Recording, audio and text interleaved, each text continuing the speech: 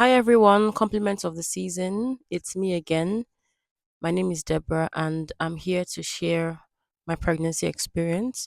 This is part 2. I already did a part 1. I hope that you have seen that part before you see this part because I started there and I'm going to probably try and end in this video. So I stopped in the last video where I talked about like the labor and then the surgery that had to happen. So I remember them taking me out of the room with my husband. And then we were ushered into another room where we waited for some time to have a conversation with the pediatrician who was on duty that night, right? And after some hours of us waiting, because they had to set up everything with the babies before they came to give us like some feedback of everything that had occurred or how the babies were doing and then what is expected of us. So when she came, she told us that our babies are strong, they are complete, everything is there, their eyes, their nose. Like they needed to assure us that yes, even though they are so small, they are complete. And she told me I needed to start pumping. And she's like, okay, you have to start pumping every 3 hours. The milk wouldn't flow immediately, but the more you pump, the more your breast is aware that you're trying to get out milk, and then the milk will flow. So when she gave us that first information about the pumping of milk, she said every drop of milk that I pump um was going to go to the babies and it would mean a lot for them, especially their bellies, because coming out that early, a lot of their organs were not developed. If they start with formula that early, it might affect their bellies. The best you can do is just give them breast milk as soon as possible. And I took that very seriously. And then she went ahead to say we needed to be there every day. They don't know how long the babies will be here. They don't know how long the babies will survive, but we need to cherish every moment we have with them.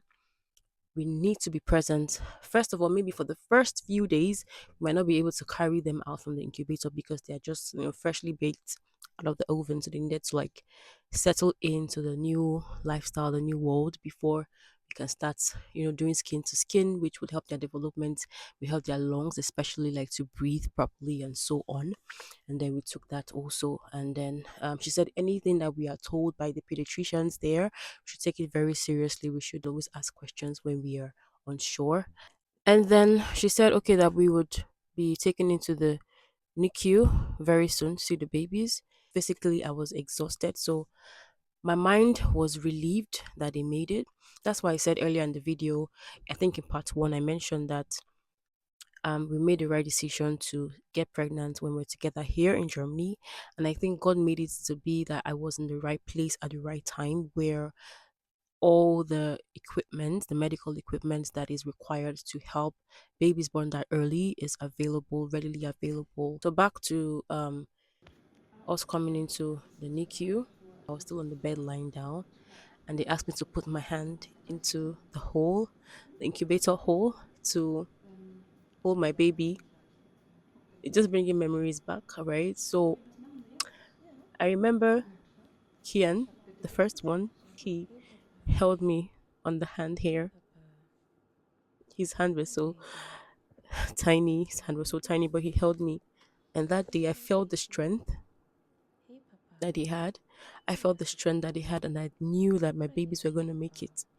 So once I left, that room, I and my husband left the room. I got admitted into one of the rooms there in a different floor. Once I got to the room, I already asked for like a pumping set and they provided it for me, and I just started pumping. So I set my alarms every 3 hours I would pump. I've had one operation before, which is the ovarian cyst operation. So I knew that it was going to be a tough one getting up, sitting up and everything, but this was crazy. And thankfully, the beds they have there, you have this remote where you can like adjust the bed. So I literally was using the remote as my helpmate, should I say, because my husband couldn't lodge in with me. I was lodged in, or should I say, I was admitted into like a woman's side of the ward. So he couldn't sleep in. He just had to visit in visiting time. And that was it. So I would adjust the head up a bit, the middle a bit up, and then just help myself to like move my legs, and that was how I was able to cope especially like getting up to pump. First day, nothing came. Second day, that was when the milk started coming. Guys, the milk was so tiny. I had to ring the bell, call the nurses that please I have milk for my baby. So they took it to the babies immediately. It was so tiny, right? But at that age though, they wouldn't even be eating so much, right? That Thursday when I went in the morning, they asked me to take pictures of my babies and I put my hands in there to touch Kian. I saw how tiny he was and I could literally see the transparency of his skin. He was so reddish, so soft. So that was like, let me say, first day shenanigans. After I was discharged, I stayed there for 4 days. So I was discharged on, I think, Monday morning. When I got home, is when it hit me that I just did an operation. Like it just hit me that I was sick. Like I was not myself. When I laid down, I said, "Baby, I can't go anywhere. I need this rest." He said, "Babe, rest, rest. I did here for you." So after I got home, I took 3 days off to rest. While I was resting, my husband would be taking my milk to the hospital. He would give me updates of what they had told him in the hospital and so on for 3 days. And then on Friday, I was back at the hospital because they started asking, "Where is the mother? Why isn't the mother coming to see the babies?" And even though they knew I had just had an operation, they still felt like my presence was very important for the baby's development. Because once I came back that Friday, they brought the babies out and said we should start kangarooing. So with their intubation in their nose, their feeding pipes, all the sensors on their bodies, everything, and you had to like just kangaroo them. They were so tiny. Like I couldn't even describe it. In the videos, they look big. They looked big. I kept telling my mom that these babies are smaller than you can see in this video. They are really small. So there's this like setup. You will lay down on a chair, you kangaroo them, then they cover the babies with like different blankets, and then you get to sing for them, talk to them for like an hour or two max. Sometimes like so that they can get back to the incubator because they still needed like a lot of heat. They'll put one packs on them while they're on our bodies, and then our body will also like generate some heat for them, which is very good for their lungs development and their breathing. So I mean, I got traumatized with the monitors This there. alarm They has been would ringing always since and beep, I'm calling them. they Nobody's would always answering. beep and you're like so nervous and like What's going it's on? beeping, what's going on? And so but right now I'm used to it. I'm used to it. Anyways, we kept on like this for like so long every day since July. I also had like a midwife come into the house to check up on me, check my uterus, check the incision line, check my temperature, and I actually fell sick again. And I got readmitted to the hospital because there was an infection that was like I think some 7 days or 8 days after uh the operation. So we continued like that, and my husband was there constantly. Even when he resumed work, he resumed sometime in September. So when he resumed back in September, we now had like a shift thingy where I would come from Mondays to Fridays, then rest over the weekend, and he would take over from Saturdays and Sundays. So he couldn't even be in church or anything. We were together in this. There was no, oh, mommy will take care of you people. No, daddy had his own part to play, and daddy did, and is continuously doing his part, graciously. That's how we continued. And before you know it, they were diagnosed with a lot of things. First thing was the heart. There were holes in the heart that weren't closing up. Those holes would naturally close up on their own, but since they came out so early, we needed to close it up via an operation. The surgery took place and it was successful. However, successful is relative because for one of the babies, that's for Evan, he had to be open twice. Long story short, I don't want to get into the details of that. And then their lungs, very underdeveloped. Every day they're giving us reports of what their lungs looks like, what we should expect. As a matter of fact, one of the doctors had told me that she has a strong feeling that one of my babies will die. And that was because Kian actually stopped breathing at some point. So basically what happens is when they are born that early, they get intubated because they cannot breathe on their own yet. So they have this support, this external support like to help their lungs open and close like that to breathe. And then if they are intubated for so long, it damages the lungs. So when you get external support for too long, your lungs gets damaged, right? So you're helping something and one thing is getting damaged. Well, at the end of the day, they extubated Kian first, and he was doing good. I think he was doing good for like 3 days. And then one day, we got a call that Kian stopped breathing. So they had to reintubate him very, very quickly. That he's stable, but that we need to have some conversations. So now these conversations they're having is that, are you sure you want to keep the babies? Are you sure you want them to endure this therapy? Are you sure it's going to be worth it in the end? I was really nervous when I heard that he stopped breathing. When I came and saw him, he was good. He was breathing again, like with the intubation, of course. Preterm babies, they will shock you. They are great today. Then 1 hour later, you're like, what's going on? So you just be very careful. Infections, they were taking their blood. You know, my baby's skin, like especially Kian, his skin wasn't strong enough. So he had a lot of patches, a lot of wounds. Honestly, the babies have gone through a lot. So me as a mother, seeing them in so much pain, in so much trauma that like they were traumatized. Sometimes my babies even like have this jittery effect from just being touched because of the pain they had to endure, the injections they had to receive, the IV lines sometimes in their head. God. Then they said my baby had liver thrombosis, because of his umbilical cord. They were feeding him through the umbilical cord, so blood started to pile up in his liver. Guys, I can't begin to list the number of diagnoses that these babies got. And then the worst that happened was the hemorrhage. That's the worst that can happen, because there's bleeding in the brain, and the brain is what helps you develop as a human being. If you have any neurological defects, it's going to mean that you're going to be very disabled. And one of my babies was diagnosed with the hemorrhage. That was very scary. So, and that's Kian. So they said he was in grade one at first. Then they said, oh, he has gone to grade two. Then they said, oh, it's getting better. Oh, it's fine. And all of a sudden, from nowhere, everything started coming apart. In the past, it would be like a death sentence, but thank God for technology. Now it's something that can be taken care of, right? So, anyways, that's like just one of the things that my babies have had to endure. So my life was basically hospital home. I was going home those times because they were still very tiny. They didn't want us to room in and be all traumatized because it was going to be a very long stay. After 106 or 7 days, yeah, Evan got discharged. Although I forgot to mention, my babies were flown to another hospital in a helicopter to get another kind of surgery. God. And then my husband had to travel to spend some time with the babies. I can't really like go detail by detail right now.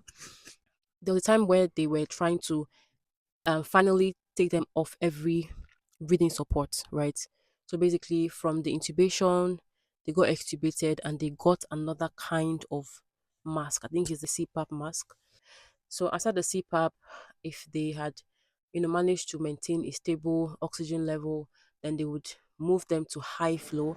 So they've switched Kian's mask today. He's using a different mask today.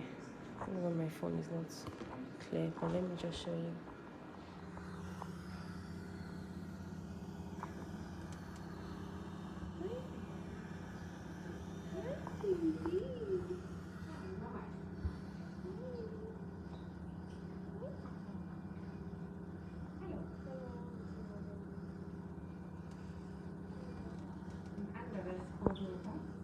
High flow is like for bigger boys, bigger babies, whereby have it in your nose like this, and it's very less invasive than the other ones. And still, any type of breathing support you're getting is damaging the lungs, remember.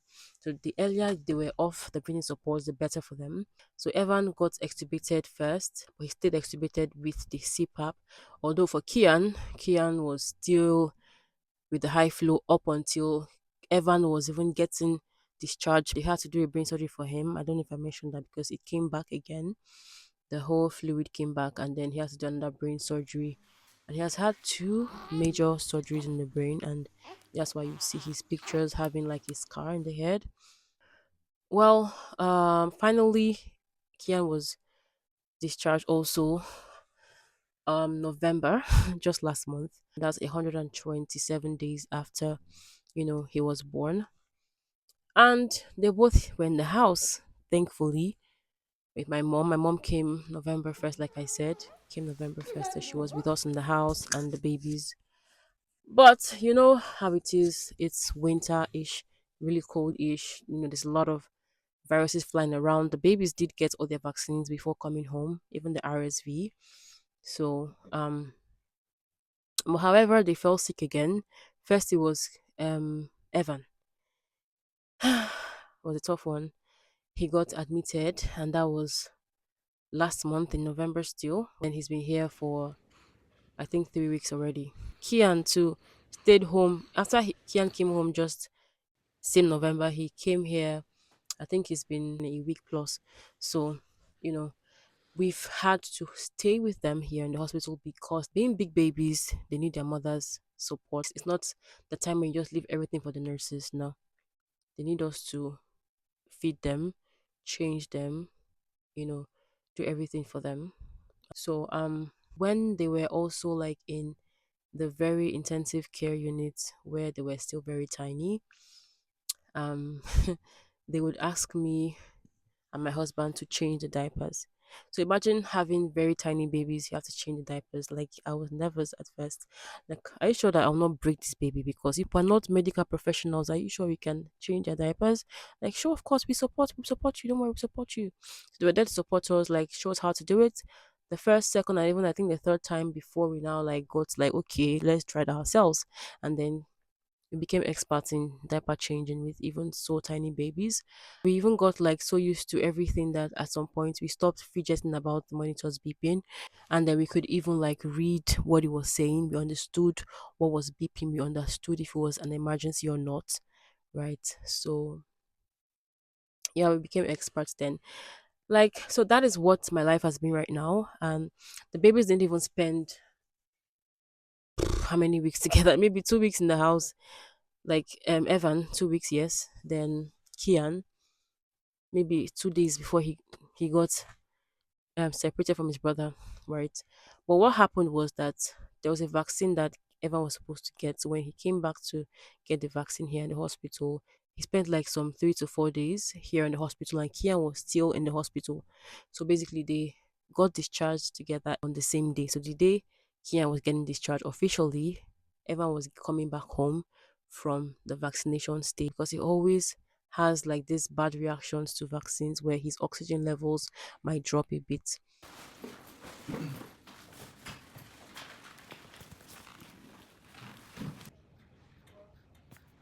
About to go home. I'm saying goodbye to the hospital, and guess what? It started snowing. It started snowing today. I'm so excited. I'm saying goodbye to the hospital. And then that was how we took the babies home that day. And then 2 days after, Evan fell sick. And because I felt like he was actually not eating as himself, Evan is a big boy. He likes to eat. So he comes home, he's not eating well. I'm like, okay. He got like 3 vaccines on the same day. Maybe that's why he's weak. But all of a sudden, he's like, thankfully, we rushed him to the emergency and we were right on time. And it's been one hell of a journey. We decided as a family that we weren't going to talk about what was happening. We just wanted to let God work his way in our lives. And then when the time was right, the testimony was going to come out. I remember when I started to breastfeed. The thing about it is I asked God to help me get to these stages in my life. For instance, I wanted to hear my babies cry. And now, hey, the cry is too much. But I will not complain. I shall not complain. Even though I know I've complained sometimes. Kian and Evan, they cry too much. They cry too much. But then, I mean, I remember asking God, I needed to hear their cries because being intubated, you couldn't cry. Like everything was still developing, honestly. But right now, hey, don't play with Kian's cry. Then Evan, you see, there's this scripture in Isaiah 43, verse 2 that says, when you pass through the waters, I will be with you. When you pass through the rivers, they will not sweep over you. When you pass through the fire, you will not be burned. The flames will not set you ablaze. That just shows that nothing, and I repeat, nothing catches God by surprise. Yes, I questioned, out of everyone I have known in my lifetime, I have never seen one person that went through what I did. So I never knew it even existed like micro preemies existed. I never knew. It's not been easy, yes, I admit. But has God been there? Yes, He has. This song I like to sing, Eze Ebube. Eze Ebube, see how far you've brought me. Eze Ebube, I'm so glad you found me worthy. I can see, I can tell, and I know it's your grace all my days. I will sing your praise. So, look how small my babies were. They were born at 490 grams. My mom always told me I was a tiny baby. I was born 2.8 kg and then I was a tiny baby. 490, less than 500. They were very tiny. But look at how big they are right now. Look at my chubby, yummy, sweet little boys. Do I know what tomorrow holds? No. Do I know what they will be able to achieve in the future? No. Will there be challenges? Yes. Will it be tough? Yes. Will I be tired sometimes? Of course, I'm human. But the way that cement right to a man sometimes will lead to his death. So you might think, oh, I want this to work for me. Why did I carry this baby to the end of the? What if I carried them to the end and something else went wrong? You can't, change the past. It's happened. It's happened. Focus on the future. If you're any woman going through a similar trial with me, stay strong. Let's stay strong together. Let's stay strong for each other. Our babies need us to be strong. They need our mental health, they need our physical health to be intact. So just keep praying to God. Keep doing everything within your power to be there for your babies. And guess what? They will come out fine. They might have a slower growth pattern than normal babies, but they will come out fine by the grace of God. And 2 years from now, 10 years from now, we'll look back and just like see how everything turned out together for our good. So to end this, I'll just say one time at the clinic, the doctors tried to say something about keeping your fingers crossed. And we said, by the grace of God, you're like, okay, but fingers crossed.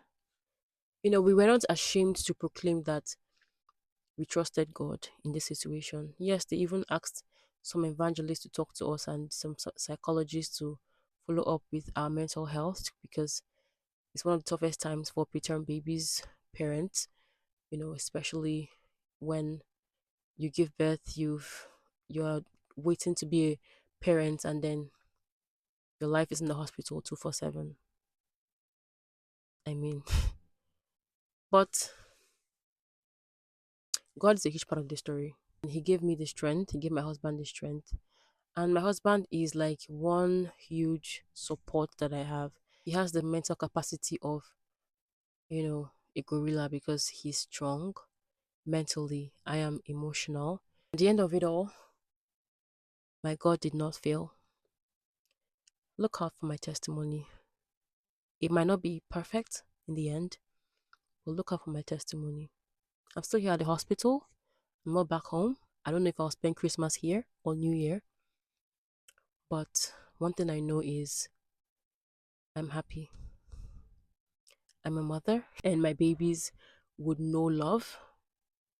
They would experience love like never before from us, the parents, the grandmom, the grandmothers and grandparents. They will know love and they will know God. Thank you guys for watching through my very long episodes. There wouldn't be a need for a part 3. It ends here. Maybe later on in the future, I would come back with updates on how they've developed and how they're doing, the milestones that they've reached. And I believe that it will be good news. Thank you guys so much and um, bye. God bless you. I hope that somebody out there that's nervous about what the doctors are telling them Just be there for your babies. Have faith. God answers prayers. Pray. Ask questions. Anything I observed, I was always asking questions. Anything that seemed off from yesterday to today, I saw a mark, I saw a different behavior. This baby used to be very active yesterday, today he's not active. Ask questions, mention everything that you notice, you know, and do your research. Like there's so many medical terms that have had to learn, so many things I've had to understand and know for myself because my babies need me as a mother to fight for them, to be their voice as their parent, to stand in the gap for them, when we we feel like they need a different kind of therapy or a different kind of support. So um I believe that the journey hasn't come to an end, the journey is just starting. And I'll be lying to say we haven't come a long way. We have come a long way, but we still have a very long way to go, to be honest. A very, very long way to go. But we've come this far, and by the special grace of God, we will go as far as God gives us the strength to. Um, I think I'm going to end the video now, and thank you all so much for listening. You can leave your questions if you have any in the comment section. And if there's anything you want to know, I might do another video if I get questions that I feel like I'm ready to talk about. There are certain things I have left off because I feel like the time is not right to talk about them. But when the time is right, we'll talk about everything. But just know that it's been a very tough phase for me and my family. And the only thing we need from you now is your prayers. The only thing we need from you now is just mention us in your prayers. Mention Kian in your prayer. Mention Evan in your prayer. Mention me and my husband, my family in your prayers. And that's all we need right now. It will go a very long way. And to be honest, the family here in Germany, they've been very supportive. That's the church here in Germany. We have like a church community here. They've been very extraordinarily supportive. They've been there with their presents, with their gifts, with their visits, with their, oh my God, I love you guys here. And I really appreciate you guys. I mean, God placed people in our lives for a reason. Um, and yeah, so if you've watched this video to the end, thumbs up to you. Bye guys.